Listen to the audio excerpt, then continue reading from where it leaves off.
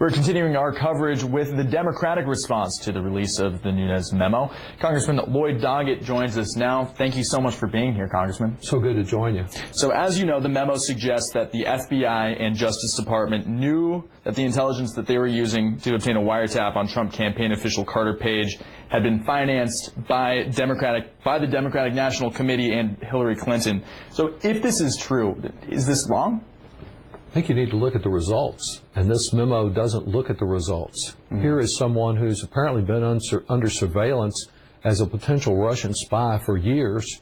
If all of that were true, and I think when you see the Democratic response, you'll find that much of it is false, misleading, and incomplete, but all of it were true, the bottom line is, what evidence is there here of collusion? I think there is some. Of cover-up, of obstruction of justice. I think we're approaching a constitutional crisis. So you do not think that this memo leads to questions of greater issues at the Justice Department or at the FBI? You know, we have an inspector general there to check and see if there was anything that was done improperly. But there is a complex process for review by the FISA Court, the Foreign Intelligence Surveillance Act Court. This particular application, we know from this, was renewed 3 different times, different judges, over the course of a year. This was not about this one thing. It was about many things, about a person who'd been suspected of acting in a way contrary to the interest of our security. I think it's not so much the fine points and the details. This is all about a pretext for stopping the Mueller investigation, which would really create a constitutional crisis. And it's so disappointing that here on Groundhog Day, it's as if Paul Ryan and the Republicans came to Trump's dark shadow and refused to do anything about it. They are sending him a signal, go right ahead and do it. I do have to ask you, though, do you feel like the FBI and Justice Department are becoming politicized in a way? That's the real danger. With the firings, with the deputy director of the FBI leaving this week, it's as if the Trump approach, and we've seen this directly by his discussion with some of these officials, he wants them to pledge allegiance to him as the great leader, not to serving the interests of the American people. And that politicizing of law enforcement and justice is one of the steps that I think he is taking toward authoritarian rule. Just like his attacks on the fake news media, his determination to end any effective oversight by the Congress, which Paul Ryan and Republicans are basically giving away. But we go step by step toward the kind of strongman control of our government that Donald Trump seems to so admire among authoritarian figures overseas. Do you think this memo should have been released? Absolutely not. And how ironic. It says in the first line here, and I've got the memo, that they're providing us an update.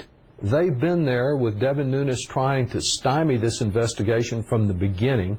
They've been there for months, and the only update we get is this brief attack on our law enforcement and our Justice Department. It's in no way a thorough update covering all aspects of their report, because they spent all their time trying to protect Donald Trump and thwart this investigation. If it's not a thorough update, though, why not release it? Why is this bad to have it released? Well, I guess the better expert than me on that are Donald Trump, are the people at the CIA, for example, a Donald Trump appointee and a former Republican senator, at the FBI itself with a and at the Justice Department with a Donald Trump Justice Department. All of these, plus a number of leading members of the Senate who are Republicans saying, don't do this. John McCain said it only helps Vladimir Putin, and God, he's gotten a lot of help out of this White House in creating chaos and in really fulfilling the objectives of the Russians. Well, what do you think will be the long-term repercussions of releasing this memo? I'm very concerned that it will encourage Trump to take other rash actions, such as firing the Deputy Attorney General. He could fire the Deputy Attorney General and appoint someone there to restrict the Mueller investigation, or to fire Mueller, or to take some of the fruits of his work and give them to the President. Any of those actions will result in a constitutional crisis. As he marches us toward authoritarian rule and ebbs away our democracy, we have to resist and resist vigorously, and we will. Well, what would that resistance look like? Well, it will look like every day in Congress being about this and nothing else. I think it will mean that people across this country will be coming out to make it clear that democracy is important to them and that they don't want Donald Trump becoming a one-man rule. If Deputy Attorney General Rod Rosenstein is fired, would that mean impeachment?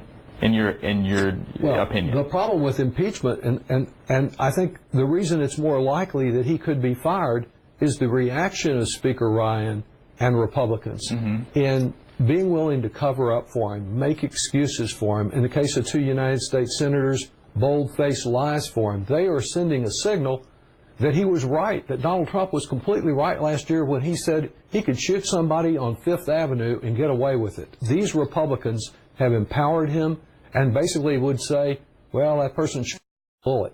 Would you push for impeachment, though? Well, I think we need to get all the facts. I don't think impeachment resolutions should be tabled, and I voted against tabling them. I think we need to get all the facts, but certainly if he proceeds to try to stop the Mueller investigation, that would be added weight for impeachment. It's just that the arithmetic is not on our side until some Republicans have the courage to speak up the way John McCain has. Now, Democrats have also compiled their own memo. What's your knowledge of that memo? What can you tell us? And should it be released? It's 10 pages. It has top secret stamped on the front and every page. I went over to the secure room at the Capitol, and you can't make notes about it or look at it, but I have looked at it and read it carefully. I hope that it's released next week. This is another example of Republican partisanship, that they wouldn't permit the release of the Democratic rebuttal as they released their document. But I think it will show that there are statements in the Republican memo that are false, misleading, and incomplete. They provide a more complete picture. They do not provide us the kind of update on this investigation that I think we really need about other aspects, about getting at how we are going to be protected from these continued Russian attacks on our democracy, on our election system, with another round of elections coming up. Well, Congressman, we'll be looking for that memo coming out. Thank you very much for being here. Thank you for the opportunity to raise these critical